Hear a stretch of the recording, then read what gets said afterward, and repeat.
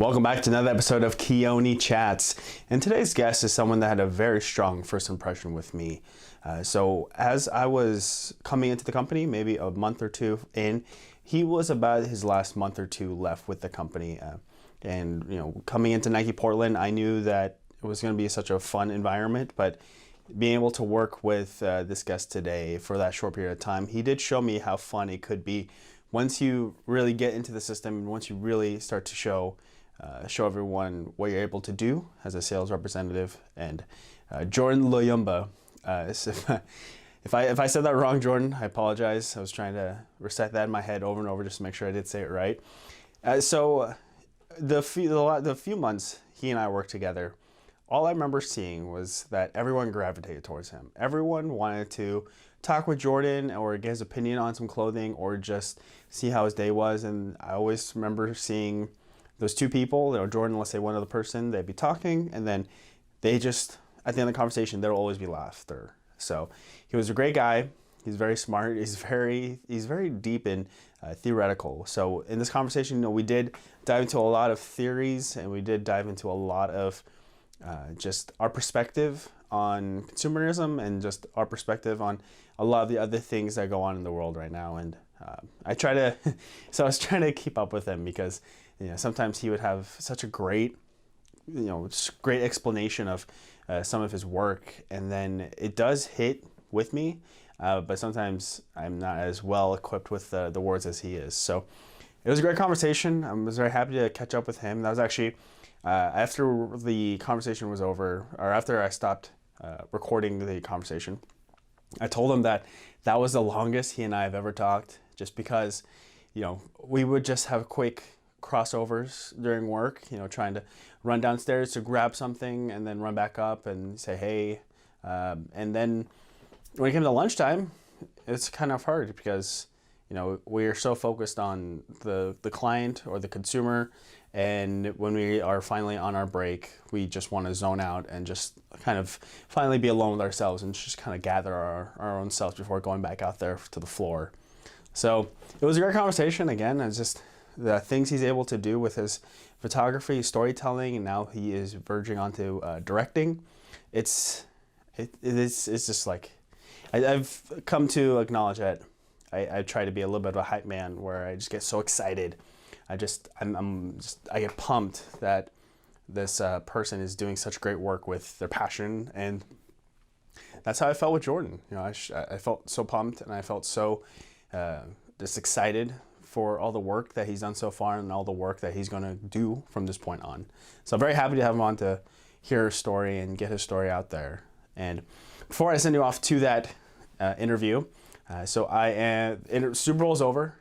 The Tampa Bay Buccaneers are the Super Bowl 55 champions, which means that me saying that I'll have a mock draft coming out after the Super Bowl, it's almost here. So keep an eye out for that. And then again, the DC animated movie review leftovers, last bit of entries. It's still in the back of my mind. I'm still thinking about it. It's just haven't had a whole lot of time to really put some thought into it, or just make the time to go see the movies and then write the review, and then the whole process of it all. So it's still there. I'm still thinking about it. I still have a couple of photo shoots to edit and also put up on my website. So that would be keoniconlu.com, KEONICONLU.com. So go to that website and you'll find all the blogs, you'll find all my photos, you'll find episodes from this podcast, and then you'll find ways to connect with me. So check it out, and then follow KC Media on social media to also be in the loop when episodes and blog entries or photo series comes out. So the handles are Instagram, it will be KC Media 13, and then on Facebook, it will be Conluke Media. So check those out, follow, subscribe, do all those, ring the bell, do all those fun ways to get notified when new creative content becomes available. So however you are listening to this episode, or if you're watching on YouTube, I hope you enjoy my chat with Jordan Luyamba.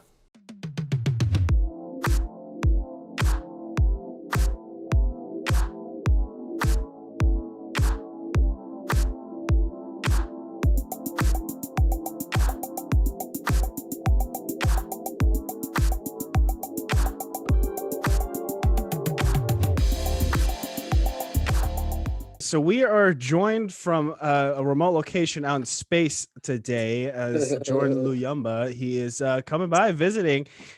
Jordan, how is space going so far?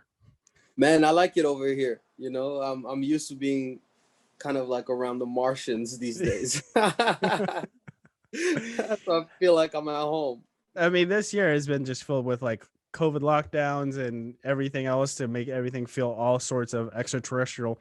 So then this must be like a normal thing from what you hear from down here on Earth. Yeah, technically, there's less chatter. there's less Lodge. chatter. There's less chatter and nonsense, so I can just enjoy my thoughts over here. Oh, there you go. Now, have you tried like any kind of sports on space? Like, I know the zero gravity is a big thing. Yeah. And all I know is I'm called Jordan for a reason. Oh, oh man, that is a good intro. There we go, Jordan. Oh, yeah, we had a very short time together at Nike Portland, where that's how you and I met, and it was very short because I think I came in, maybe it was like your last month or maybe 2 months hmm before you went off to the greener pastures. That sounds bad, but it's you went off to something better. What can you say was the how did you feel having that swoosh be something you represent? Because I had this history with Nike, as it sponsored my football team. So when I went into working at Nike Portland, I was like, oh, cool, sweet. This is the start. This is my home. This is where I'm going to just launch off to a career on campus. But obviously that didn't work out. How was it for you beginning to represent that swoosh? I thought it was super fun back in the day. It was really awesome. It was great. I met some really incredible people, and I feel like it's just kind of taught me a lot more about consumerism. Even with just me myself as a consumer, and just how much it is ingrained in just my everyday life and everybody's everyday life. And how that can really become something that you make a personality.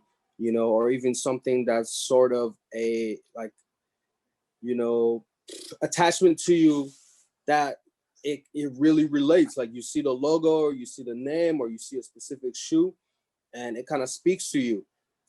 And that real like just realizing that during those days, I feel like taught me a lot about myself primarily.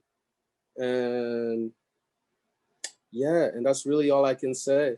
I like it.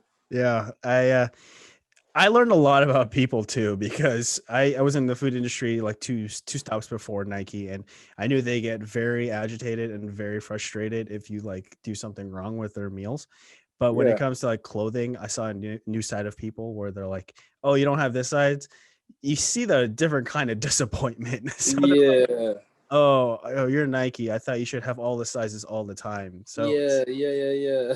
trying to like, I could see like them slightly starting to, I don't know if it's like lose their high expectations of Nike, but it's like, which is we're which is good, because I feel like all the bullshit was just bullshit. You know what I mean? it was But, it was. but it's good that people are taking their rosy glasses off. I know it's I think when I want to say maybe like a month or two into the pandemic, I saw that Nike was filing for bankruptcy, and then they had to like do a giant reorganization. I was just like, I feel like that's about right. I feel like this they should have been able to like refocus all that money towards helping out with COVID relief and all that. But then that's just outside looking in. Man, Nike bankruptcy. I didn't even know those things really can even be said in the same sentence. Seeing just how much of a like just titan, that company is in our lives every single day. And I mean, if we're really talking about generations, and then you look at a couple hundred years ago, and just how we see things. You're not you mentioned like democracies and things like that, but like during those times, I'm sure those people had something that they could also relate to in a way that we could relate, or just know, something that we all know, like Nike. Those companies did exist and they are there. And in our time, Nike has played like a really integral part in just being in our lives and being, associated to so many things that we enjoy as people and as humans. So when I hear bankruptcy, I said no way, because it's like it's too valuable. It's too much of a part of us to just kind of start fizzing out like that in any type of way. I mean, any type of way. Unless it's just like a business move, but it's impossible. In this generation, Nike has really already solidified itself as, something synonym to just our generation and our century, to be honest. And it's probably going to be here for a lot longer, but we shall see, because we change a lot. That's Yeah, and I mean, Nike's also spreading throughout sports. They got the NFL, and then they got the NBA contract. Uh, Exactly. MLB, I'm sure they have some teams, but not the full league. But it's like Exactly. And no that's matter. like in the soccer teams too, and the ones that go to the World Cup and things like that, or the ones that are playing in the European Champions League, the shoe deals and all these things. Like, man, Nike's here. Nike's Yeah, here. yeah, and I read there's a book on the shelf right behind me called "The Nike Effect" that I think that was the first book I read cover to cover within the last like 10 or so years, because we're a generation where we're all about technology. So I got very distracted with I didn't think I have the I think attention span to finish a full book. So once I I got speak through for that, myself, but I like feel once I got through that book, I was just like, there's a whole lot dives into like the negative sides of Nike, and like some of the scandals that are very well known within like let's say yeah, shops and all that. And then yeah, yeah. I was just like, oh, I was like, because it's has to do also with University of Oregon. So I was like, interested because of the Nike angle, and B, I'm a University of Oregon grad, so it's like you Mm. guys got my attention. It's like Yeah, I need to yeah, know. and yeah, you're right. I mean, it's duality, when there's a yin, there's a yang. Yeah, It's just kind of bound to be there. So, especially for companies as big as Nike, there's always going to be something that somebody doesn't approve of. Whether it is accurate or not, factual or not, but depending on how you flip the script, and see the agenda through a specific lens, then yes, there are some questionable things, and yes, there is definitely some questionable things, but I am talking about just in a general spectrum as well. yeah, yeah, and you and I have that special way of saying that we were a part of the company, this big conglomerate that's Yeah, spread out or across the world. And then we also saw the insideness of it all. So I know my mom, she was just like, why isn't Nike like helping you get to campus? Why isn't it, why right. is it such a cutthroat way? I was like, I, Yeah. I don't know. I lost That- 100% of my interest in going to campus. Is like maybe halfway into my stint there. I was like, yeah, good. yeah. It's and that's kind of how you feel, like, exactly, like, and that's the thing. Even with just the process, the entire process, you feel like it's possible to make it out there. So, even in a way, you work harder, you want to stand out more, you want to do this and do that, you want to be recognized, you want, like, maybe you feel like your managers are going to say something to somebody, or they know, it's like this weird thing where you feel like people have certain connections that they really kind of don't. Yeah. And I thought, like, that was kind of ironic. Like, why are we being made to feel so special over nonsense? You Yeah. know, why are you playing with our emotions like that? Why are you playing? That's why, we talk about people who have been there for years. I mean, imagine just the trust that they had in somebody's words, that, yeah, I'll think about it. Yeah, I'll talk to so and so. Yeah, just continue being a good employee, continue doing your thing. Get this for us, get that. Like, imagine just the hope, the false hope that's just being sold, for you to just like give up so much of your life for a company where it's not even that they respectfully acknowledge your work, and your worth, you know, and even promotions or even just like raises or even just like a livable wage, while knowing that with how things are and us witnessing the most latest and coolest and newest thing and having to speak about it and having to relate to it and having to find this connection to it so we can speak it to our consumers, and how that can facilitate for us to be so attracted to it, here and there. And it's like, why not pay us just a good amount? Why not, just respect us as much as any employees, I would say, even at HQ, because at the end of the day, whatever the fuck you're doing over there, we have to really be the ones that push it forward. Yeah. From our side, yeah, the commercial is cute, but we're the ones in there interacting with the people that you want to buy your product, So it's like there has to be a level of respect within the commerce game. And me being an entrepreneur these days has taught me that a lot, that there has to be a valuable amount of respect, between the consumer and the retailer, anybody just selling their own product, regardless of what it is. There's that medium is very important. Now, before you said the magical word entrepreneur. I want to dive into that real quick, but before we get there, yeah, I struggled hard when it came to working with Nike, not just because I couldn't find the hours. I could find the hours before they put in some restrictions, but I could Yeah. find the hours. I could, try to be that Swiss Army knife that can work in the front, work in the back, and then also work cash register, whatever, do it all. And I did feel like I was earning some sort of like recognition, some sort of trust from the managers, which is like, it's a great feeling. It's Yeah. fantastic, showing that you have a great work ethic. But Yeah.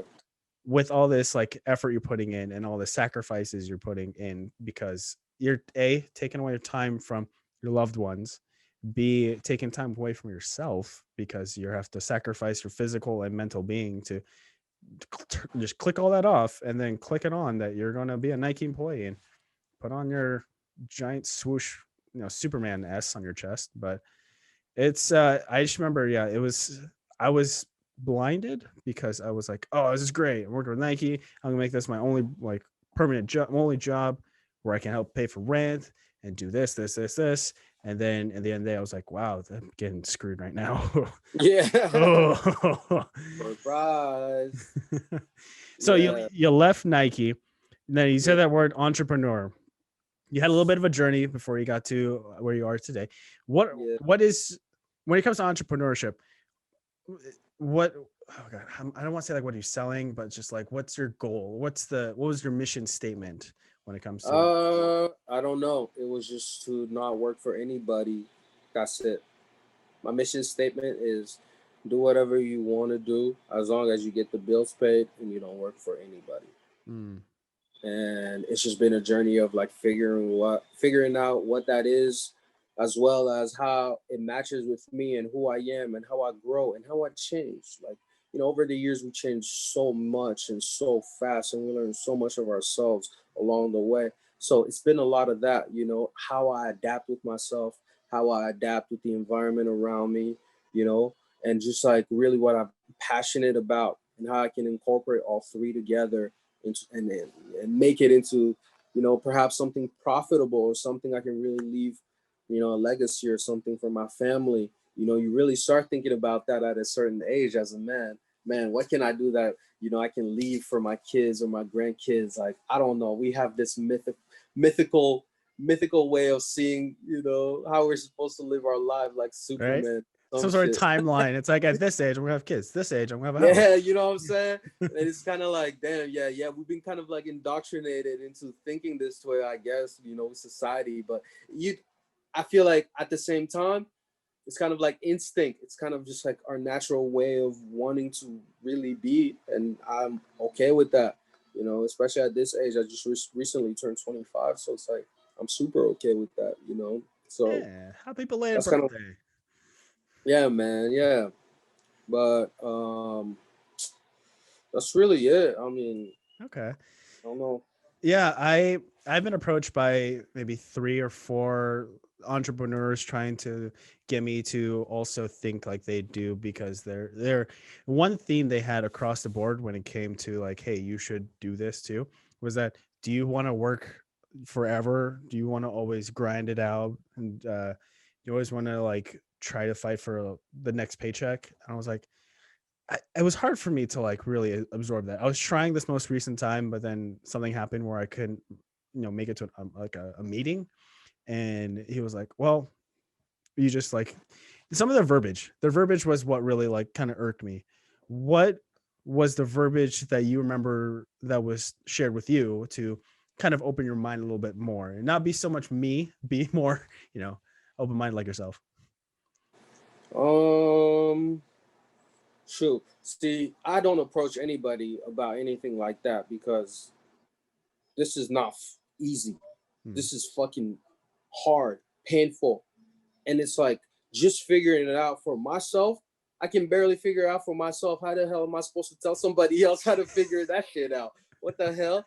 You know what I'm saying? Like I'm still out here trying to swim my way into whatever the hell I think I can really reach, you know? So no damn way I can say anything to any goddamn body. What am I gonna teach you? Like I told you, I'm just 25, bro. I'm Yeah. still learning this shit. Like I'm still new. I'm still figuring myself out. I'm still really grinding. However, the thing is, even when I go hard. Even Mm. if I'm failing, I rather fail at 100%. That's really me. If I really am trying to do something, I'm just gonna go. I'm gonna put my head down, head to the trenches, and just go figure it out. Until you get redirected. It becomes sometimes like a maze. If we're really thinking about it, like Pac-Man. Look at Pac-Man and just like that kind of maze thing. You go, you get the fruit. Sometimes you hit the wall, you gotta go up, you gotta go left, you gotta go right. Sometimes there's monsters that follow you. You gotta you gotta run away. Yeah, you gotta go through the holes, you gotta hide for a little and go out, but you figure out till you go eat and you get bigger, and you become the giant. You can eat whatever, and then you get regular again. That's literally the shit sometimes. So it's like I'm just figuring that shit out, man. I'm just figuring that shit out. Entrepreneurship is something that you just have, it calls you, or it's just something that it's something that you just have to be self-aware. Like yourself. Like me, I knew myself. I knew from the beginning. Even as I went to college, I just knew. I'm like, man, I want my own freedom. I'm so used to just traveling a lot. I'm so used to creating. I'm so used to, enjoying life and learning and failing, and that I just always wanted to give myself a level of freedom that I only knew that entrepreneurship could give me. So that's kind of why I fully dove in. Yeah. Did you have any? What do you remember was your first fear when you started taking those steps into the entrepreneurship? What was some things that, because I have anxiety. I've for fans of the show, they heard me talk about this all the time. Just Yeah. taking that big of a leap with that many potential consequences, it does make you want to maybe just question: did I make this right choice? Should I have done this? See, that's This? the thing. That's when you start. That's when you start stumbling. That's when you start putting roadblocks in front of you that are imaginary. Look, there's only when you're driving, you think you can see a mile ahead. You can only see 12 feet ahead. Hmm. What do you know that's really that far? So when you're looking at it that way, that should really tell you perspective wise. You can only see so much. But from what you see, what can you do the best of? How can you make that as best as possible till you get to that next level, and then you see further, and then you do more. Yes, you know the destination. Yes, you know where you want to go, and you could go, right? So that journey becomes scary because you feel like you can kind of see the wrong and the right and what could happen and this or that. Relax, see what's in front of you. You can only see 12 feet, really. You know, just drive, take your time, use your fucking blinkers. I don't care.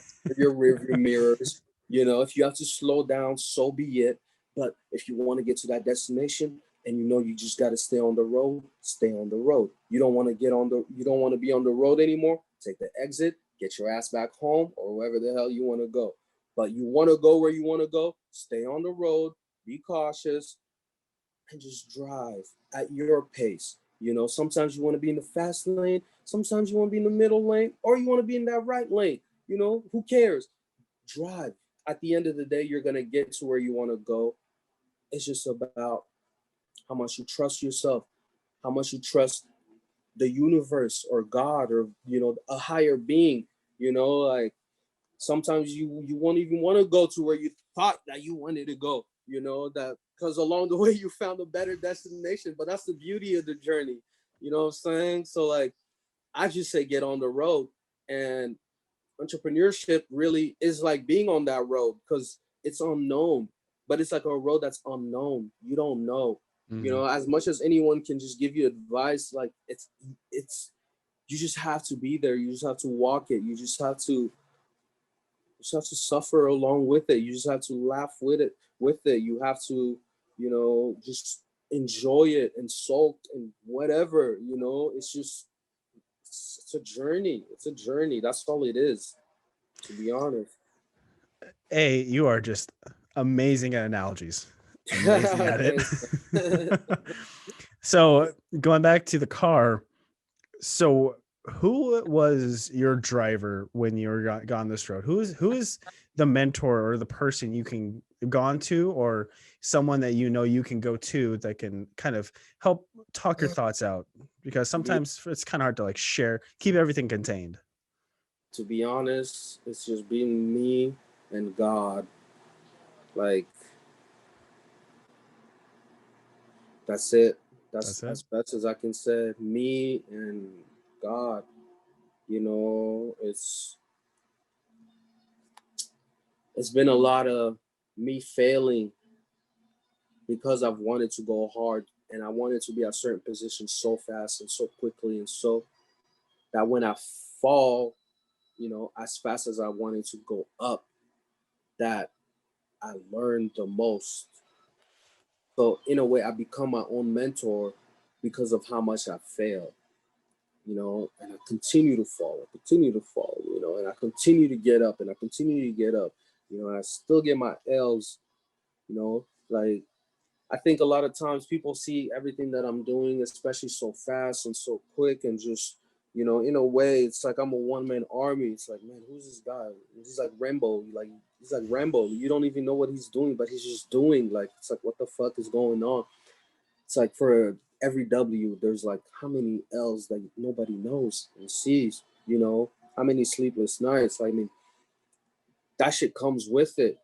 But at the end of the day, are you willing to just put your tail, you know, between your leg and just whimper it out? Or you're going to continue, you know, to somewhere where your instinct and your willpower really calls you to? You know what I mean? It becomes a thing where you don't follow the mind and the ego and things like that. Like my instinct and my willpower led me here. I'm still here for a reason. I'm here for a reason. This is a part of my life. It's a chapter of my life. It's not something random. You know, I'm here. You know, there must be something here for me. You know, there must be something here. Whether it's a lesson or not, there's something regardless. There's something regardless that I'll figure out, you know, right after it happens, but it's there. It's there. So I really try and just look at things in just perspectives like that, you know. And like I said, I just recently really just started reacquainting myself with God and, you know, and Jesus, you know, just in general, or just any type of religion and esoteric, just, you know, knowledge and even just doing my own research on things. And I don't know, you know, life is a funny thing that's only seen in like somebody's own perspective. So just me looking back at like what my journey has been like and what that purpose looks like, and then imagining somebody else's perspective, you know, and then that goes into discussions with, you know, speaking with individuals and people, and it's like, man, like this this this is really dope. That's interesting, you know. And thankfully I'm where I'm at, you know, despite like a lack of, like you said, mentorship, because what I'm doing is not easy at all, at Yeah. all. at all. And I think those mentors are now low key, you know, popping up. So I can already tell you that right now I can be like, you know what, if I have a question or an advice, I can go to so and so, you know. But Mm. like from back then to where I got now, it was just me and God. Keoni Chats is sponsored by Vibes Training. Dylan Vibes is a former guest and a good friend of the show, and Dylan has been a trainer for some of these big name companies for a while, but he decided to take his talents on his own and become his own business owner with Vibes Training.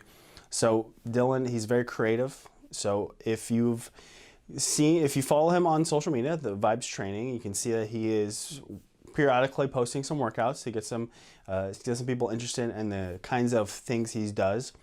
So most recently, he actually posted a workout series with backpacks, and I'm staring at 3 backpacks right now. So he's making it easier for people to get a workout in, and I understand gyms are open, but there's either A, a long wait period, or B, just the time slots doesn't work out, or C, you're just not comfortable yet. So if you go to vibestraining.com, click on the blue button, and then fill out the information fields and get registered, you can download his app, and then you'll have a multitude of workouts that can range from 5 to 60 minutes, with again going as simple as no equipment to maybe some bands, dumbbells, or even a backpack. So check it out, and then you'll also have a platform to keep your progress as you are working through his programs. And I know that's a tough thing for me, at least, to try and make sure I keep working harder than I did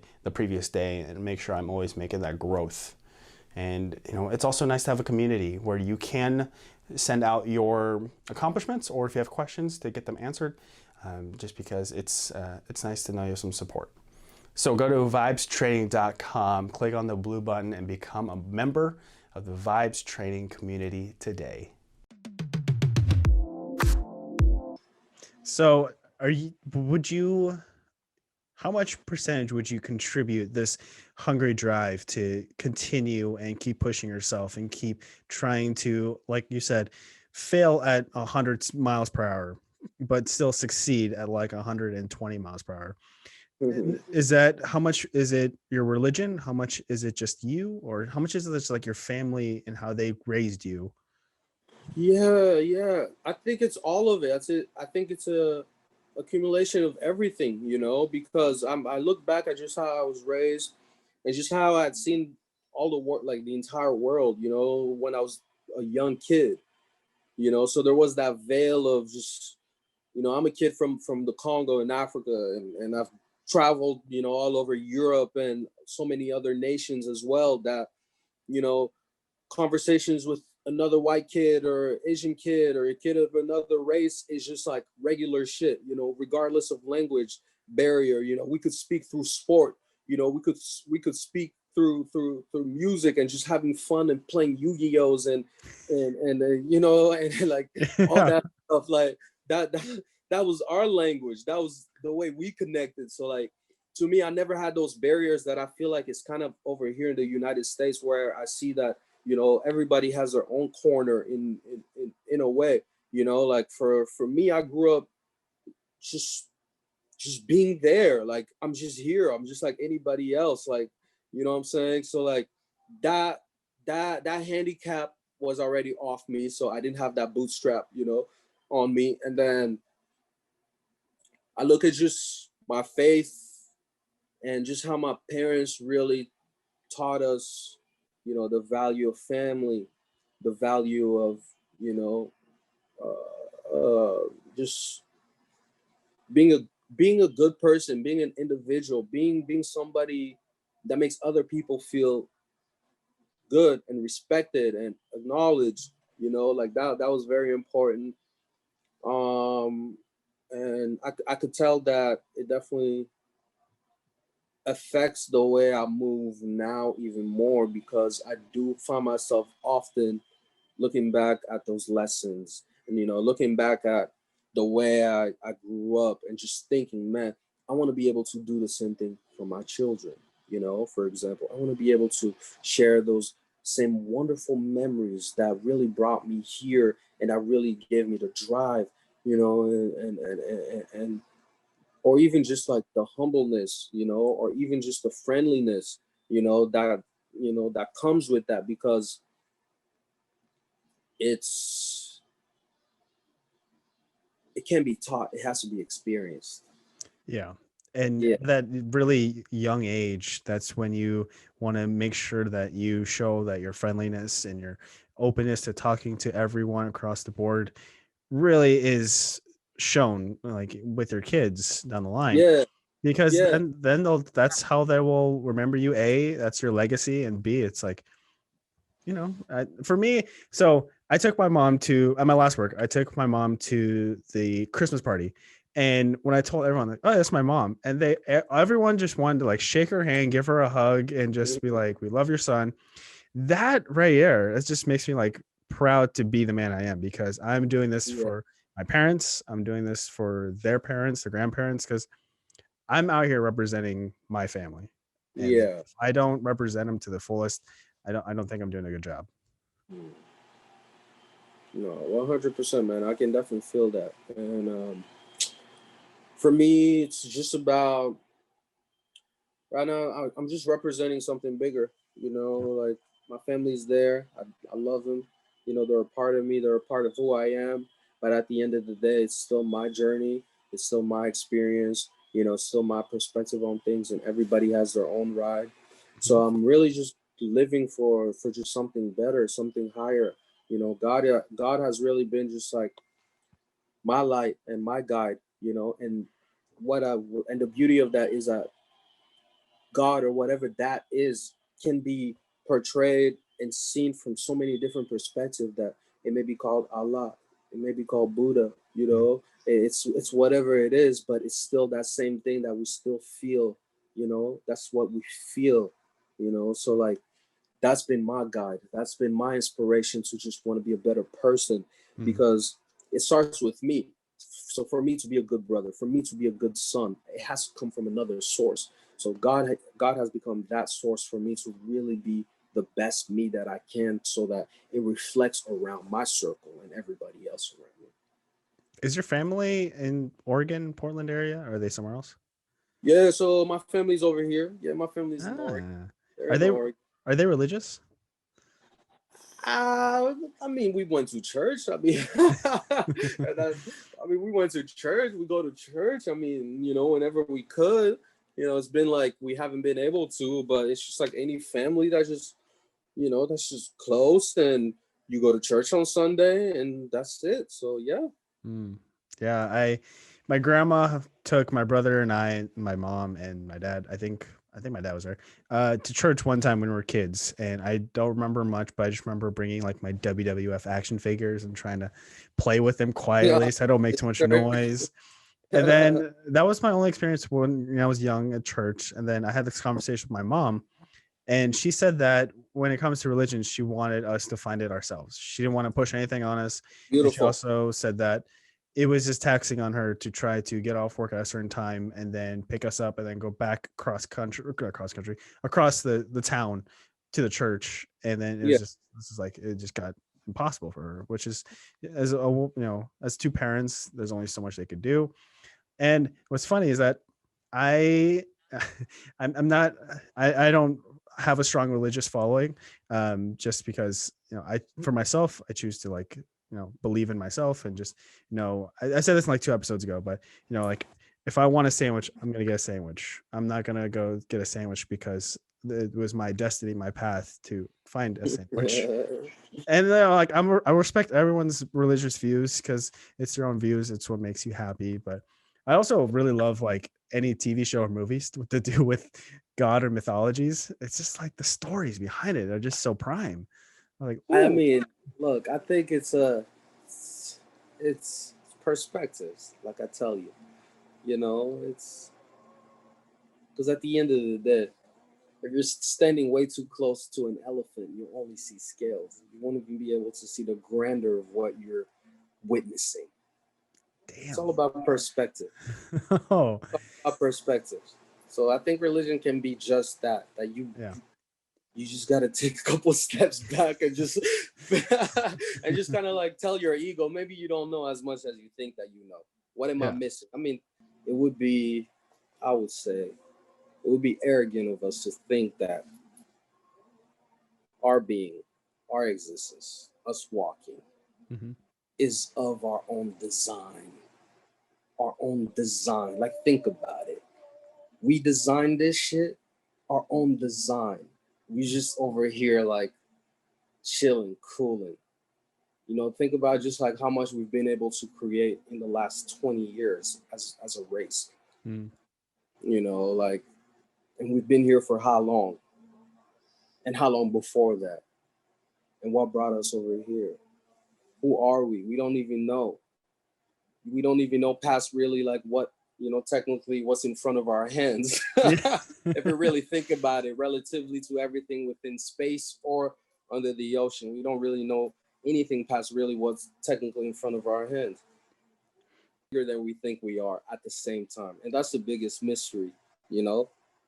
And that's the biggest mystery. Well, what's great about that for those that are listening, they can't see that obviously Jordan has the space filter behind him. And then as he said that, his hand actually disappeared in front of the screen. I think this is perfect timing. Yeah, that's funny. So, summer 2016, 17, you did a whole lot of traveling. Obviously, you couldn't do any this year, or if you Yeah. did, maybe it was earlier in the year. What was some of the traits you remember picking up when you did all this traveling? Because you can go to, let's say, London as one person and then leave as a new person because you just met so many people. You've picked up all these different things. As far as like religion and then just you as a person, what are some of those things you remember yourself growing as after you made all these trips everywhere in Europe? I think, well, I had done those type of trips already before, just like with my family. Like I told you, my parents did a really good job and really blessed us with just being able to see the world at an early age. So I had been to all those places Mhm. before, at least the Okay. majority of them.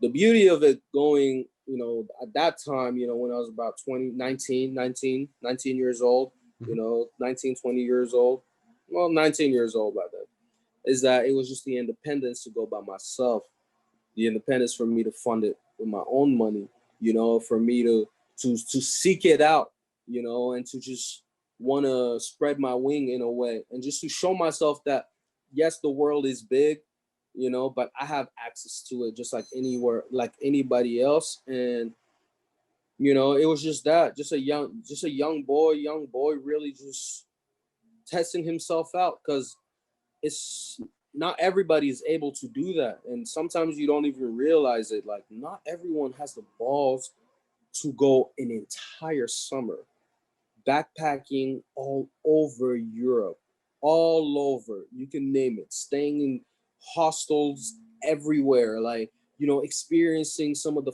funnest nights, period, but also some of the most stressful nights, you know, some of the most, you know, annoying moments, but like so much bliss. So, you know, so many friends made that are still great friends today that, you know, even work opportunities has come out from, you know what I'm saying? Like shit like that. Like that's what came out of it, you know. That's what that trip really taught me. It's just it taught me freedom, resilience, you know, and the words why not?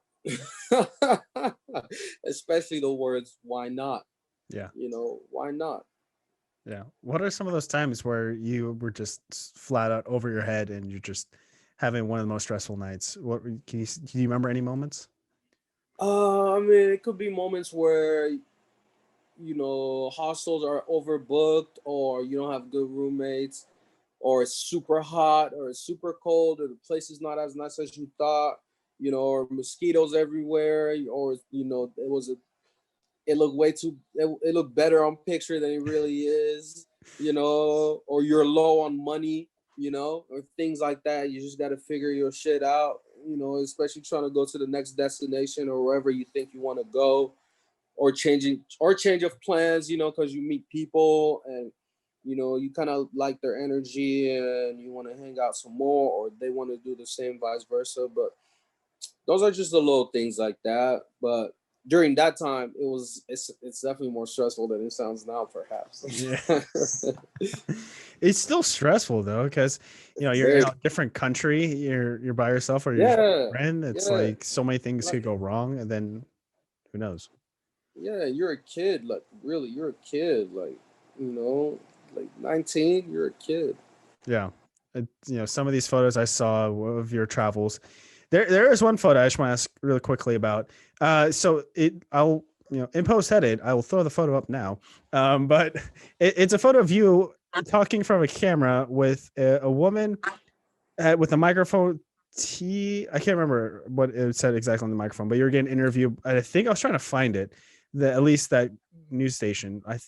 Was it with the museum? It's actually one of France's like national TV channels. Oh. Television France One, actually, I think is what it's called.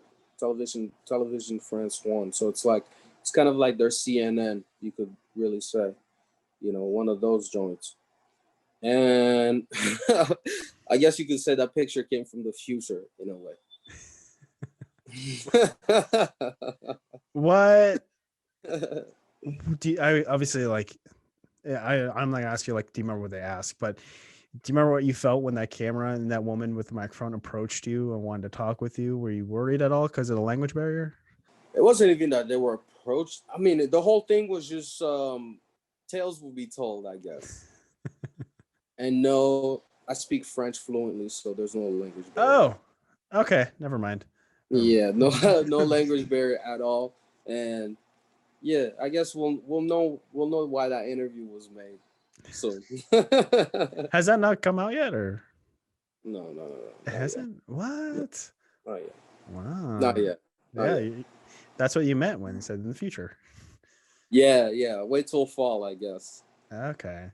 Well, again, going back to some of those photos I saw of your travels, it's very interesting formatting your photos. Very, very Polaroid esque. Where did your photography eye come from, or where did this passion for photography and then develop into videography come from?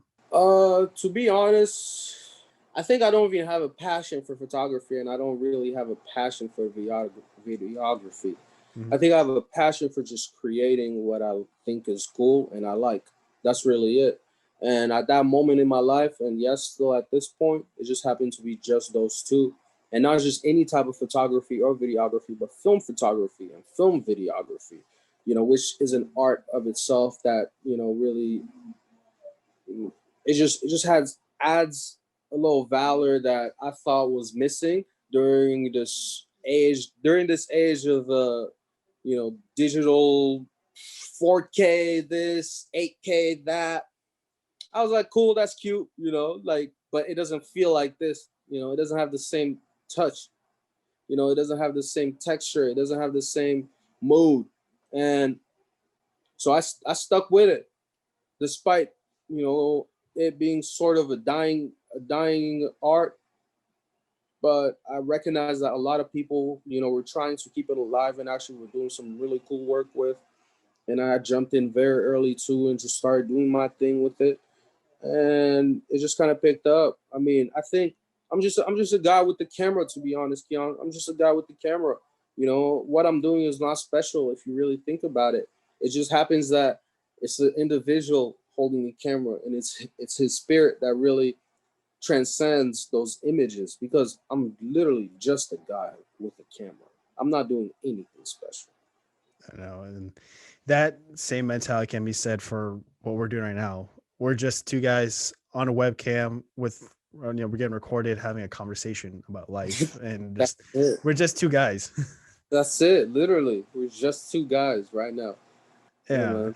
And was there any difficult? I mean, you said just now that there are people doing this still to this day. So I assume you didn't have any difficulty finding those kind of films and that kind of old style cameras to work with. Whoa. Whoa, I never said that. That was me assuming. That was me assuming. Please That retract that shit statement. is difficult. That shit is hard. It's a journey of its own to figure out what you want to do, to invest in it. It's so expensive too that you second guess everything. You have to learn so much along the way, but I chose to embark on the journey to want to learn. I chose to just do it, and I'm still sticking to it. And a lot of people don't do it, and that's kind of like their dilemma. But everybody got to go through it. So I just do my thing. I show up, I go off, and I learn as I go. To be honest, I just run 100 miles per hour. I really just try and just pick up as much as I can, learn as fast as I can, fail as quick as I can, and get back as fast, man. If not faster than I fail, and it's like, but it's hard. It's hard. And now that you're mentioning that, because now I can just kind of like look back, would I, could I give another individual the blessings to embark on this journey? Most definitely, because the rewards are far greater than just the arts, because it touches your life in a way that you probably wouldn't even understand, or I mean like you in general, that one would understand. That's kind of what I would say. That I'm Yeah. not a photographer or videographer. I'm just a guy with the camera, just like how you are a guy who's just we're just on the webcam. Anybody can pick up a mic if they wanted to and speak, but it's like what compelled that one person to do it and to actually do it? Because just like you said, just like we said, anybody can pick up a camera, literally anybody. But what compels one dude to continue to ride the wave and want to push himself even further, want to do even bigger things, want to try even, different type of stories, different type of, feel to it, different type of, I don't know what compels an individual to do that. Sometimes it's bigger than us, and sometimes it's bigger than a choice. And where does that choice come from? Is it me? Is it me telling my brain, really? I'm the one telling my brain what to tell me.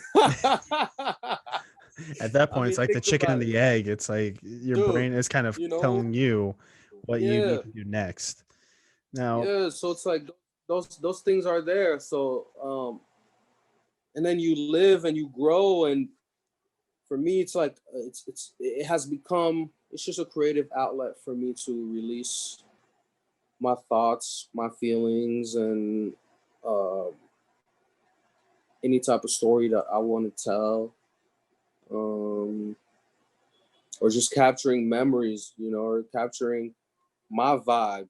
yeah, I think my if you look at my picture, if you just look at my page in general, my Instagram page especially, it really just reflects Joe. It's just yeah. who I am. It's just my allure. It's just my persona. It's very vibrant, but it's also kind of mysterious. You don't really know what's going on, but you see what's going on. It does make you want to like continue. Like, okay, this guy has a good lead in into this photo, but then that's it. They're like, wait, there's no more. That's There's it. no more. That's it. Yeah, so that's the thing. Excuse It's like me. it leaves you wanting more. Like it's infatuation. You're infatuated because you're curious about what's next. And I Yeah. think I always deliver with the what next, because I always do. I always do some very interesting things that you know people feel like they would know what my next step is, and then it's like, whoop, I just Euro stepped around you. Right. Right. I just Euro stepped. You didn't even know what my next step was. So, going back to failing at 100 miles per hour. Now, when you start to see that you're starting to slide, what goes through your head when you see like things are starting to go your way, and it's just like a continuing trend of like, oh, one thing after another, after another, after another, after another, it's not working out. How does your brain process that kind of event? I mean, it's just like anybody else. You sulk, you fucking get mad, you cuss just like I just did. Everything feels ugly. Water doesn't taste that good. Food is just there. You don't, it makes you go off your axis in a little bit. I think when you're on your axis, you appreciate the little things. you're very well balanced. And when those things, erupt around you, you just kind of lose that poisonous that helps us be the real us that we can really be. So I found myself during those times just being very on guard, very, I really go into like solitary times where I'm just in my own space. I wouldn't say you become self-deprecating, but you do think about some negative things, but you don't let it get to you, of course. That's when the ego and the mind, really want to come and start challenging you a lot, and you just kind of fight through it. But the thing about me as well is that I'm understanding that life is just a journey, and that there are roadblocks. It's just There how you are, get over those roadblocks it's just makes that's a it. person. That's it. Sometimes you got to ride it out. Sometimes you got to go around it. Sometimes you have to wait and merge into a certain lane. Sometimes you gotta wait a long time before you can even go through it, but you just gotta ride it out, and that's kind of what I've really learned is just them joints gonna be there regardless of how it looks like. It may seem differently, whether you're 20 or 25, but it's still gonna hit the same. Yeah. It's still gonna be the same feeling. It's just when you get more experience under your belt, that's when that roadblocks hit and how you handle it. It's just going to get better the more Yeah. experiences you gain, the more hair. I won't say hair on your chest, but just experience. And that's it. That's it. That's well said. So, how was your process when it came to the Lazarus Canvas number 5 that was released on January 15th of this past year? Because I was looking at it, I did see some of the photos, the videos.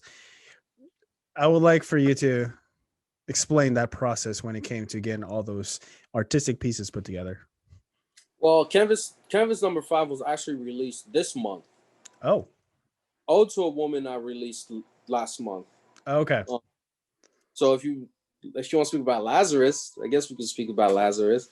I was just at the right place at the right time with the camera. I think I'm really starting to be a weird artist, and I'm already calling myself an artist because I think I am, and I definitely am. Where I can just see a video or see a product and just give it identity quick, and just make it a part of like a bigger project, because Canvas is a project that has really cool videos that I haven't. I'm just keeping it like this. Yeah, yeah, yeah, yeah. I'm just giving just like the candy, I'm tossing candy to my people, just to show like, yeah, that we've been doing some cool shit. But Lazarus was just one of those things where I was at a couple protests, like George Floyd protests. I Mhm. had just returned from an extended trip in Paris. So, it was one of those moments where, damn, like I'm coming back from another country to just such turmoil and pain, and witnessing such an atrocious, way of somebody, who to me resembles my uncle, my cousin, or anybody I could call family, go out like that it was palpable. It was hurtful. It was, it was tough. So, even just me taking my camera, and not just any camera, but a film camera. And I know how expensive the game is and how expensive film is. And I was really just passionate about capturing the eulogy, because people may call it protesting and this and that, but to me, these were people mourning individuals. Whenever people gather together to mourn, to cry out loud, to release some type of pain, it's a eulogy. This is a funeral. We were at a funeral. We were not protesting. People were not protesting. People were mourning. That was my intent of the piece I released, is that I wanted to show who was there. And if you see in Lazarus, usually pieces like that or videos like that of people at protests, you're usually seeing the 1960s, a bunch of black people there. But if you rewatch, my subjects are mostly all white kids. They're mostly all white people at those protests carrying, signs that, silence is betrayal, the militarizer police, Black Lives Matter, whatever you want. Like, they were carrying that torch. They were out there, as much as anybody else. And I really found that fascinating because to me, it was like, we live in a generation where we point the finger a lot. We really point the finger a lot, but it's also like, you know, you don't want to put the sins of the father on the child because it's unfair. And I think my piece meant to just kind of show that, like, as much as what I'm talking about is for real, it is something very accurate. I'm also showing who was there at the front line. I'm also showing that people were there mourning, really, above anything else. That was a eulogy. Everybody's heart was broken. And if you can hold that pain and anger, in a room by yourself, you can go mad. So a lot of those people, they were saving themselves as well by just being out there because they could mirror another individual and say, yeah, you feel what the fuck I'm feeling. So you relate to, yes, let's walk. Yes, you want to go kick this shit down. I don't know. Some people, that was their urge. That was their way of taking those demons away from them. That was their way of releasing this weird attachment that they had, that they just had to get out because that was not right, you know. And if it wasn't warranted, they wouldn't be there. So that's how I think about it. So Lazarus was just my reflection of that, and it was also just a warning. I was just giving a warning to the people.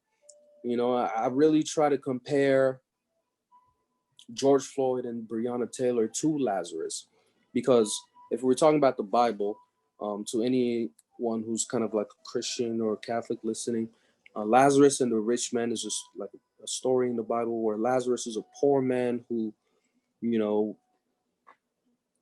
he ate off of the rich man's table. Like he ate the scraps that fell from the table. He was just dirt poor.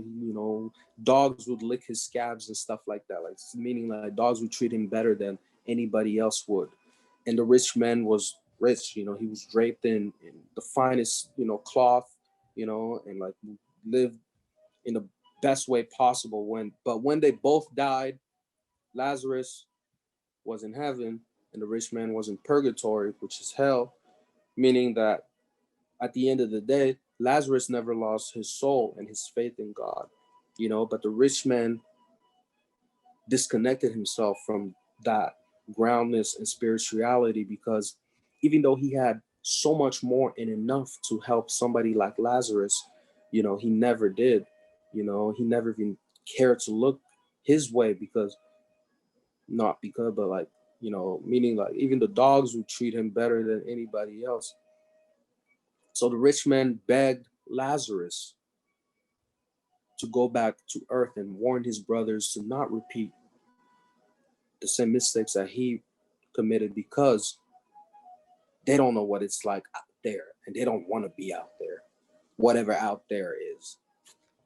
So it's like, that was my way of saying, look, when anybody dies like that and it really causes an uproar and on a mass scale that everybody feels it, like the whole world feels it. That's something massive if you really think about it. That's something huge for everyone to be affected like that. Those becomes things that we must see as warnings because events like that don't just happen rarely. Those are things that remind you of a chapter of your life. Those are things where you look at that name, you'll remember it for as long as you can, you know?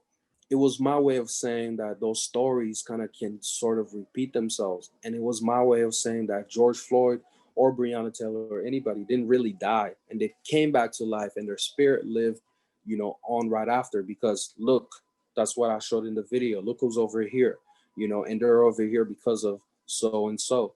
And my warning was just repent or check yourself. And that was just to the rich man, which is the institution.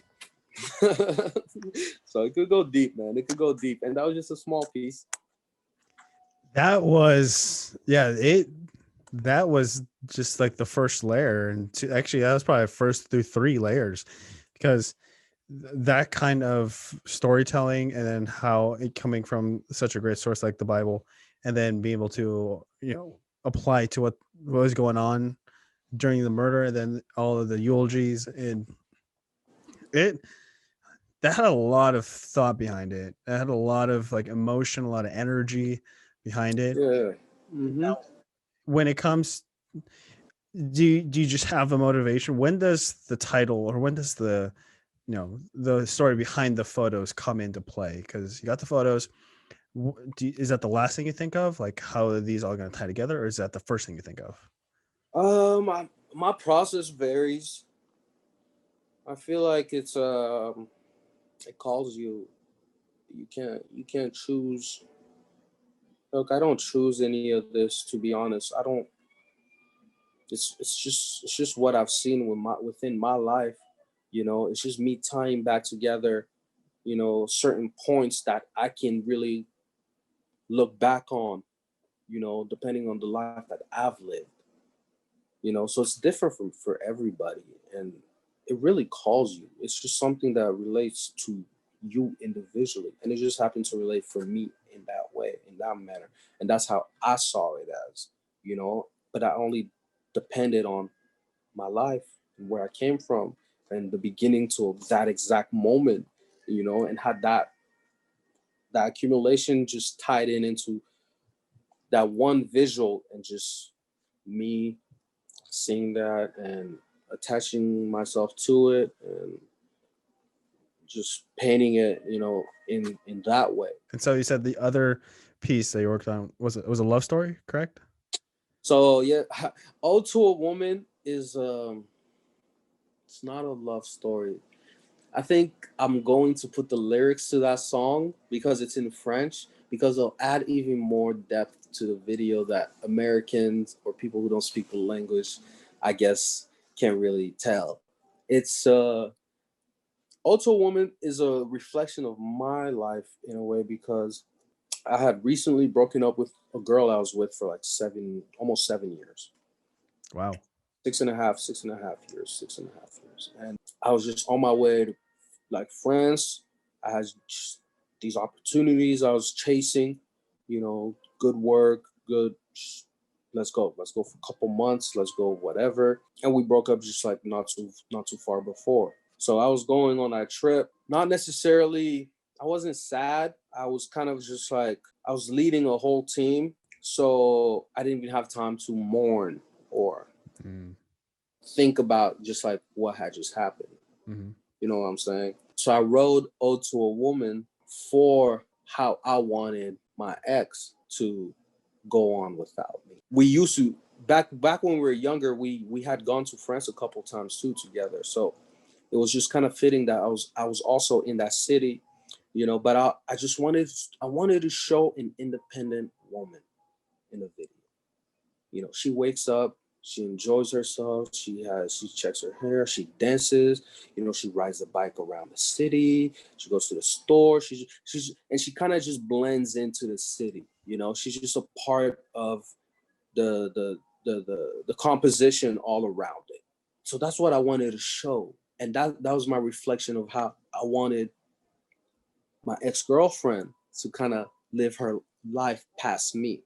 However, with the song, how it begins: "If I should lose you, the wind would wither and die.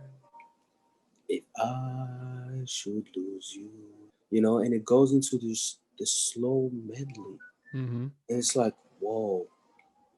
So that touches on the pain that I had as well, because it's a huge chapter of your life that abruptly closes, that you're not even really realizing, and it's like the second phase where she plays the vinyl and it starts: "Ne me quitte pas, il faut t'oublier, It goes, so that means like, don't leave me. Forget all that.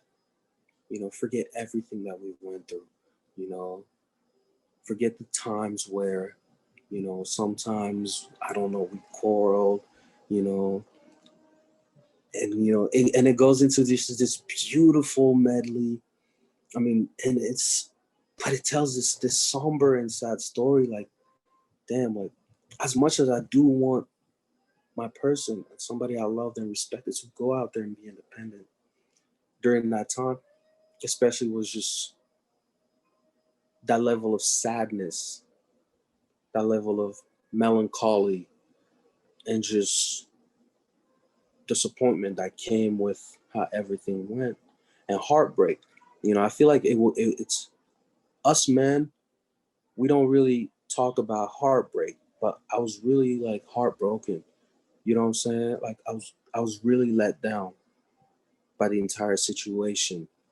I felt like I taught somebody so much, and I'd given so much, and it just didn't happen how I had imagined. And that's life exactly. Nothing is certain. So, when I shot that, that was my way of just, expressing myself, and just, it was an ode to a woman. Um, I don't know. That's it. Well, the fact that it was a very slow and quiet melody that has the lyric, it makes you focus more on the lyrics because music can get so that balance of like instrumentals and the lyrics. Sometimes instrumentals win that battle, so you just focus too much on the instrumentals, how it sounds, and you don't really focus on like the message or the story you're trying to tell with the music. That was my elbow. Yeah. But that also is just saying that this is how you felt, and then it's not like over the top sobbing music, and it just speaks to like your maturity as a person to want this for the person you spent 6 to 7 years with. Hmm. That's so much above a lot of people that would respond that way. Yeah, man. Thanks. And that's Because why I love. Sorry for interrupting, but that's really why I'm calling the project Canvas, because I think it's like, when you go to a museum and you look at a canvas, you can have your own, interpretation of it. yeah, But unless you really talk to the artist and like what his initial idea was and what really brought it out, it may be completely different than what you saw. yeah, But like, the beauty of it is that it's a piece of art. So like that, and if you're able to see it from your own perspective, man, that's how you win. So I really hope that like people saw that piece and saw it from their own way, and that whatever way that I designed it, which was really for me initially, doesn't have to necessarily hit and feel the same for the man or the woman right next to it. yeah. And going back to the elephant, just take some step back, take a step Take back, some steps back. take some That's steps it. back, and just reabsorb it in a different kind of way, and That's it. then you'll truly understand the meanings of what you're trying to get out. And I've never been a director. I've never told people how to do something. How was that process for you? Because you do have a very specific image that in your head that you want to try and portray out. Yeah. How was that? Um it's easy for me. It's what I do best. I can really bring out like that side of people. I can really, well, these days I'm called a maestro. I really know how to conduct the whole shit. The whole Yeah. shebang. So I can definitely add the tempo. I can definitely turn it down if I want to turn it down. So I know how to control my sets. At the end of the day, and those conversations just happen prior. It takes preparation. It takes, man, just being able to be open with whoever you're working with and making sure that they understand the vision that you have, um, as much as possible, and that you're able to bring it out at the end of the day, on set, and that you're just content with whatever you have, because sometimes you may not have what you really initially thought, but it just works out. It just works out. Yeah.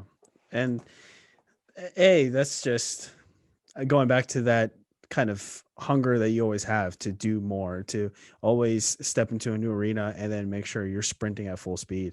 To be able to step into this and be able to like be that maestro, that's just like, holy crap, man. What other hats can you wear? Dude, exactly. Like it's it takes balls. It takes balls to do what we do, man. Like it really does. But it's look, as a man, I just know that I love challenges, and that really comes into just like how we grew up or how we grow up, whether it's sports, whether it's video games, whether it's robotics or this or that. Like there's always been a level of competition that's there.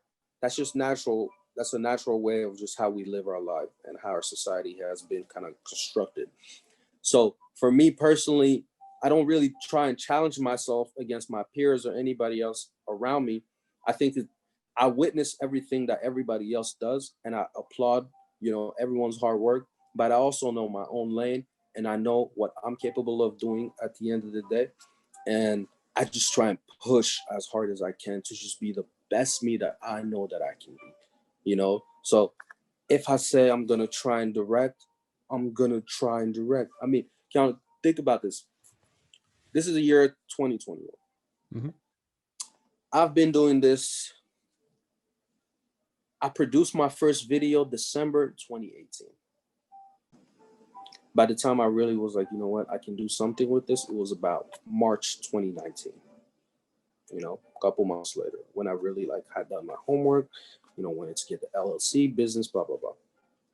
March 2019, cool, we go. I do my thing, get some businesses, working with small businesses here and there. By the time it's November, it's around September 2019, going to Paris for a couple months. Everything just happened fast. But it's not usually like that for everybody. But at the same time, it's an accumulation of my experiences prior to that. My traveling prior to that, me meeting people prior to that. And then it just comes into full circle with just me living life, learning more about myself, my passions, wanting to try things that I always wanted to try and just doing it and just pushing through it, and then as you continue to move forward, you just realize, holy shit, I know this person here. Oh, wow. This person saw your stuff and they're like, yo, I can support you this way or that way.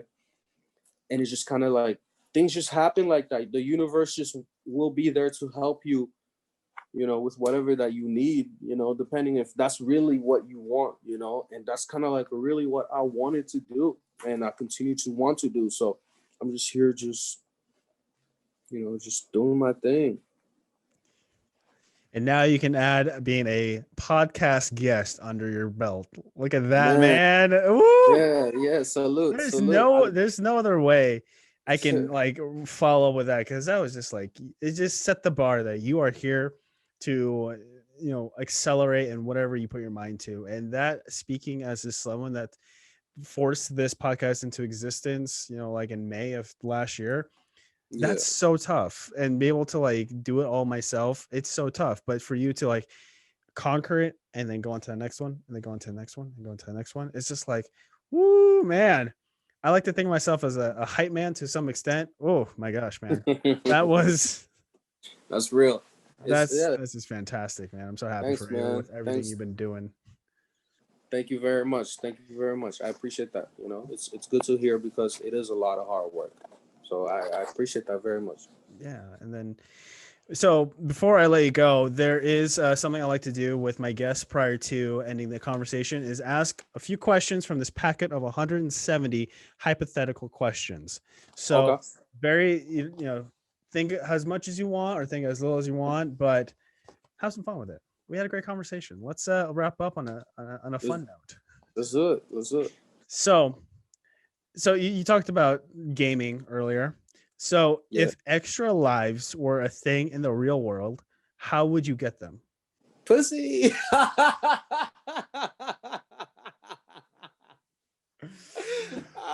In all fairness, that is the beginning of life right there from the so hey, survival of the fittest, right? Either you get it or you don't, yo. And you gotta Oh, play it fair too. You can't go yeah. and just steal it or take it. No, you gotta play the game right. You gotta woo. You gotta. Hey, I'm still a man at the end of the day. So yeah, that was my initial answer. Next. It works. It works because you are a different person when you are with different people. Because you could be one kind of person with two ex girlfriends ago, but then you're a new person when you meet this. I guess the most recent ex, and then now whoever you're involved with, you could be just a whole nother person. So there are your different lives. Yeah, I mean, I just get cooler by the day. That's also true. That is They also just true. they just adapt to whoever's next, I guess. I was watching. Yeah, I'm like kind of a nerd when it comes to like extra lives. I can tell with all this stuff behind me. Hmm. For some reason, I was thinking, oh, you got to fight the boss, and then you get that extra life. Boss could be, Uh, completing a project, but I was like, the way you took it was perfect. like I'm full of surprises. You really are. It's awesome, man. So my second question for you: if you could, again going back to the gaming, if you could level up any aspect of your life, so let's say you can improve your strength, you can improve your Mm, intelligence, but that mm, meant you had to decrease another aspect of your life, mm. but decrease another aspect of your life at the same time, what aspects would you increase and what aspect would you decrease? I would I would decrease my need for sleep That need of like because the falling asleep kind of. yeah, if I Yeah. didn't need to fall asleep, that'd be beautiful. However, I'll check that as well because dreams, especially lucid dreams, can be quite revealing and prophetic. So if I can just decrease the need to sleep a certain amount to feel like a functional human being, that'd be great. If 2 hours, 3 hours could be just enough for me to just go about my day, that'd be fantastic. So that's what I would do. Yeah. I saw this cartoon show called American Dad, where he's in the CIA, and then he said that the secretly CIA is creating this drug that helps people not need to sleep, and then like he would give it to his wife. His wife would learn all these languages, would learn marine biology, would actually be productive with that extra time, and then he would just Yeah, yeah. he would just be playing video games the whole time. So Low key, that's kind of what I'm thinking about. I'm like, what would I do with all that extra time?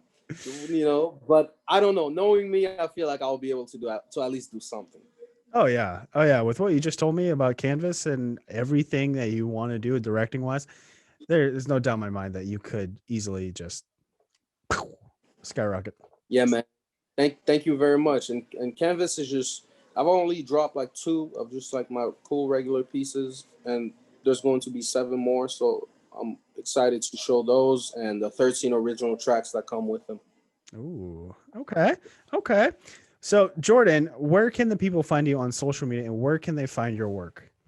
Social media, you can find me at jordanluyamba.com or jordanluyamba.com. Or on Instagram, you can just go to 13th Luck. So that's 13THLUCK. Or Gatling Studios as well on Instagram. And website link is over there too. So you can really see a lot of my work on there. You can see a lot of my work on Vimeo.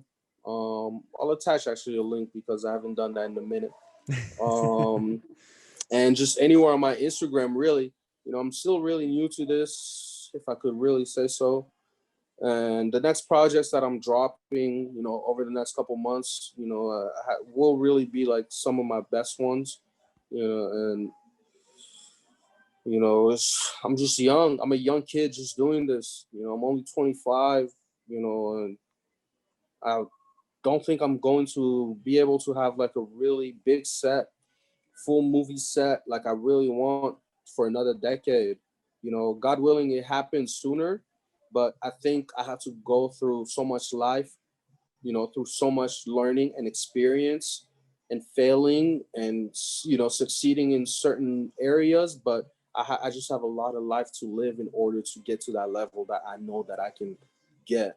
So I'm just going to be the best me that I can from this level. So in the city, I'm already being well respected, as I should be, and it's only getting better, which is phenomenal. I'm the type of person who doesn't have to be at the top of the mountain to start screaming that he's the best. I do it as I run up. Yeah. So it may rub off a couple people, but it's fine. It just means it's the confidence. It's the way I just kind of do my thing, and at the end of the day, anybody who really knows me and who is close to me knows how hungry I am, how humble I really am, and how hardworking really, I really am. Because I mean, look where I am right now. Though it's not really luck, despite me being called the 13th luck. I know, man. You're in space, so it's just like right there. I'm in space. You were in space. I'm in another realm. This is a different dimension. I see why you had that background now. It's a metaphor, right? Everything is. Everything is. You can always read between the lines with Joe. Nothing is ever as straight as you think that it is. Maybe even this interview, you may have to rewatch a couple things. Oh, I probably will.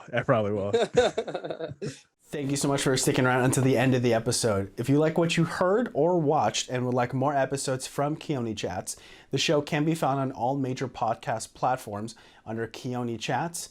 A video version is available on YouTube under Keoni Chats as well. So like and subscribe on those platforms to keep in the loop as far as the next episode released. But if you would like to be a guest, go ahead and email me your story at kcmedia13@yahoo.com, and I'd love to get you scheduled. To keep up to date with all of the episode release announcements on social media, the KC Media brand can be found on Instagram and Twitter under KC Media 13. And then on Facebook, it can be found under Conluke Media. So until the next episode, everyone, please take care.